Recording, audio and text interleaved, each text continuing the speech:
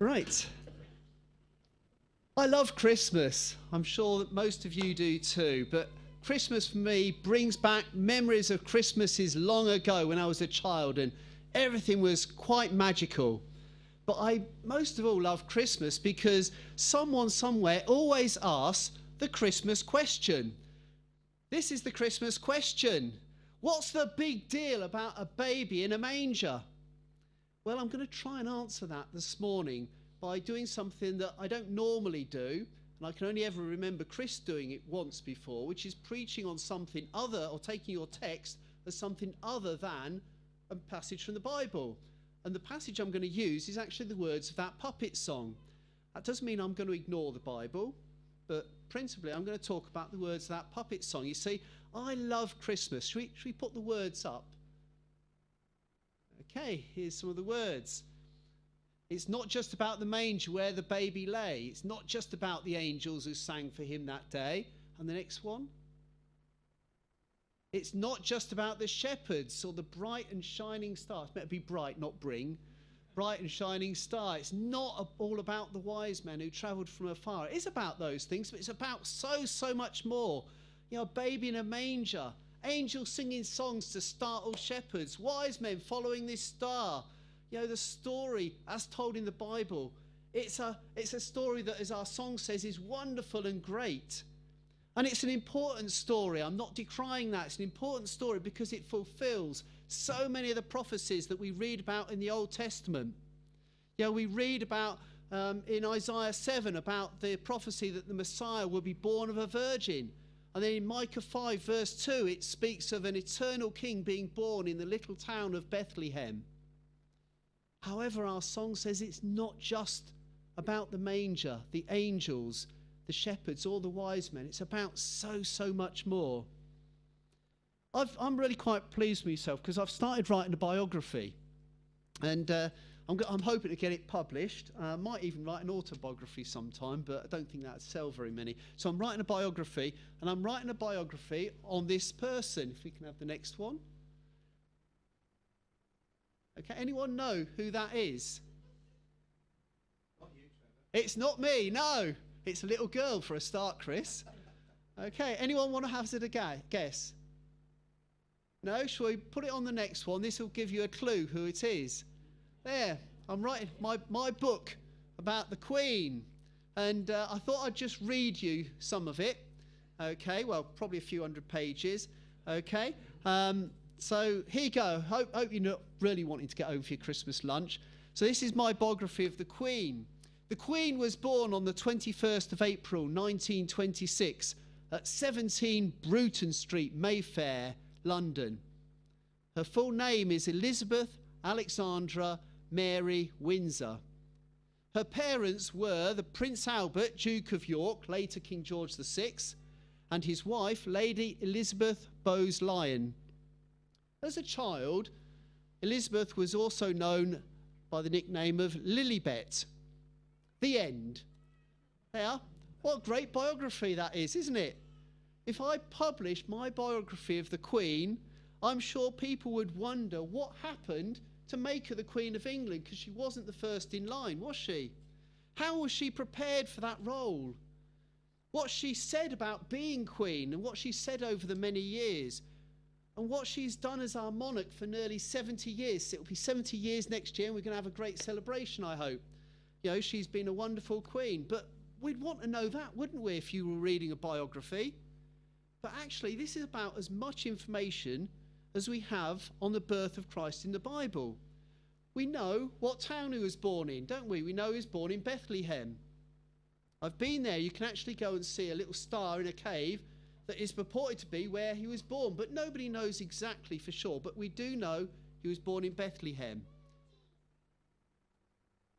We know roughly when, within a few years, he was born. You know, he wasn't born in the year 0, we think, but he was born around about then. We know roughly when he was born. And we know something of his parentage. And we certainly know his lineage. We're told he was of the line of David. And we know that he was called Emmanuel, Messiah, God with us, the Christ, and he was given the name of Jesus as directed by the angels. But that's actually about all that the Bible tells us. If we ended the story straight after the birth of Jesus. And do you know what? Many people are very happy to end their understanding of Jesus at that point. It's a nice story, isn't it, with strange goings on about a baby born 2,000 years ago in the Middle East somewhere. But think about it, a biography that just deals with, very briefly, with the birth of a child. It leaves too many questions about what they did when they grew up. And that, for most people, when you read a biography, is the really important bit. And it starts to answer that question about the big deal regarding the baby in a manger. But as our song says, it's not just about those things. So let's consider the second thing that the song mentions. Shall we move on again? So this is the next verse. It's not just about the presents underneath the tree. It's not about the feeling that the season brings to me. I guess that's all sorts of feelings you might have. I think that woman looks a bit despairing, to be honest. It's not just about coming home to those you love. It's not about the beauty in the snow I'm dreaming of. There's a nice snowy picture there.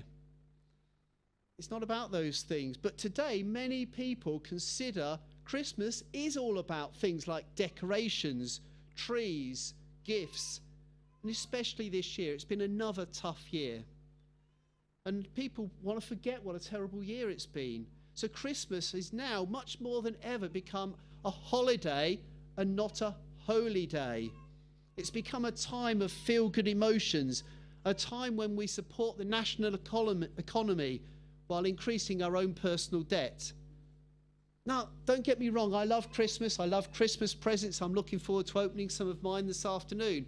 I love my memories of Christmas over the years, being with family, opening presents, snowy Christmas Eves. I think it snowed in 1971 on Christmas Eve, I remember.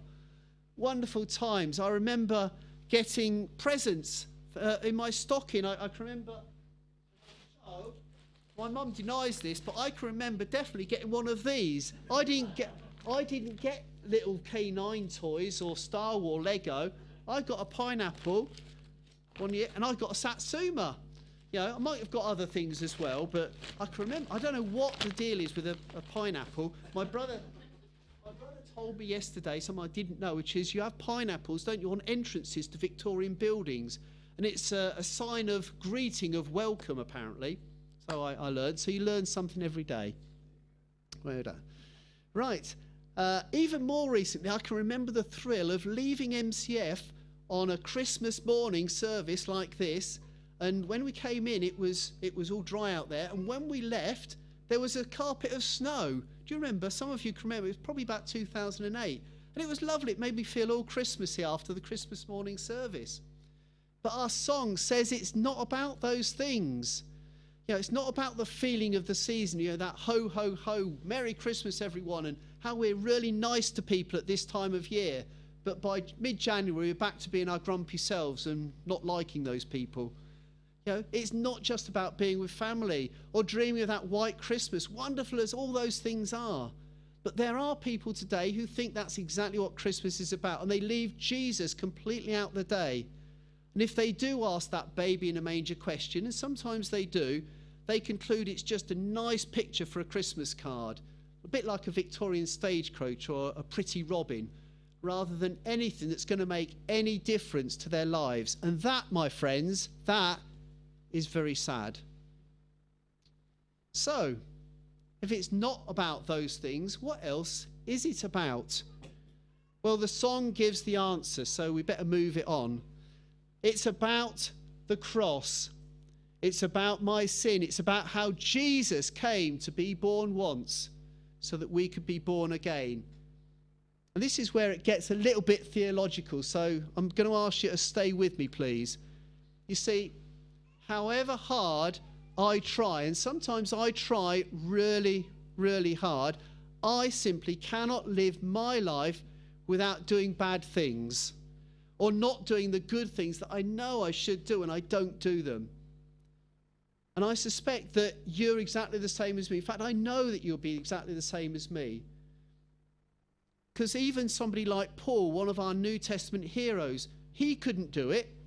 In Romans 7 verse 19, Paul says, "For I have the desire to do what is good." Don't we all want to do what's good?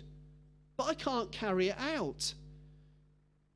"For I do not do the good I want to do, but the evil that I don't want to do, this I keep on doing."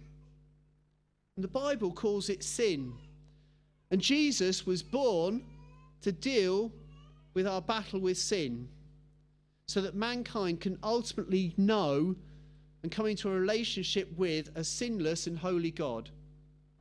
And we can be his children. So how did Jesus do this? This is the piece of the story that people are often very, very happy to leave out. There are lots of long theological words that describe what all this represents. And if you want to have a discussion about that, then come and talk to me or talk to Chris or talk to one of the leaders at some point.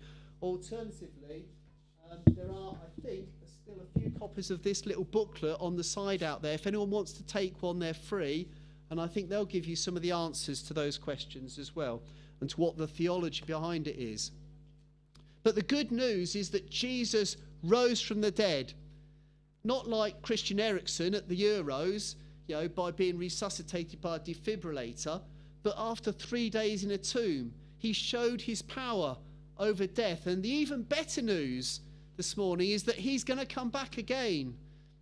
And those who trust in Jesus as their Lord and Saviour, well, as the song puts it at the end, it's so that you and I can have real life someday. We can have real life someday. So that's the good news. I just want to read a poem. I love Steve Turner. I saw him years ago at Greenbelt, and he's one of my favourite poets. He's a modern poet. And this summarises a lot of what I've been saying. This is called "Christmas is Really for the Children."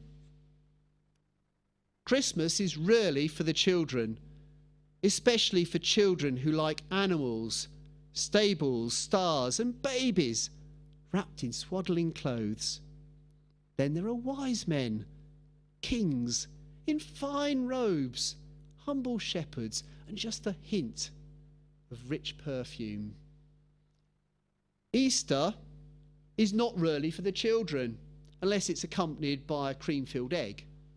It has whips, nails, a spear, and allegations of body snatching. It involves politics, God, and the sins of the world. It's not good for people of a nervous disposition. They would do better to think on rabbits, chickens, and the first snowdrops of spring. Or they'd do better to wait for a rerun of Christmas without asking too many questions about what Jesus did when he grew up, or whether there's any connection. You may be someone who loves the Christmas story, the carols, the church trappings of the Christmas season. Well, if that's you this morning, I challenge you to read on in the gospel biographies of Jesus beyond the 2nd chapter of Luke, and find out for yourself what the big deal about the baby actually is. You may be someone who loves all the secular activities surrounding Christmas, the presents, the turkey, the tinsel, Slade on the radio, and the occasional chance of snow. To you, I'd say, pick up a copy of this book and you read one of the Gospels and find out for yourself what the big deal with the baby in the manger is. You may just find it's something better than presents, turkey and tinsel and Slade. Sure, it's great to have a lovely feeling of euphoria for a few days this time of year, isn't it? It's wonderful. That feeling of euphoria soon fades by January. And we would love for you to know the lasting joy of following Jesus and share with us that real life someday when Jesus returns. But to all of you this morning, whatever you're doing, I'd just like to say have a truly wonderful Christmas. We're going to share some of that joy as we sing our final carol. It's a wonderful, joyful carol, and another one really to raise the roof. So it's Joy to the World, the Lord has come.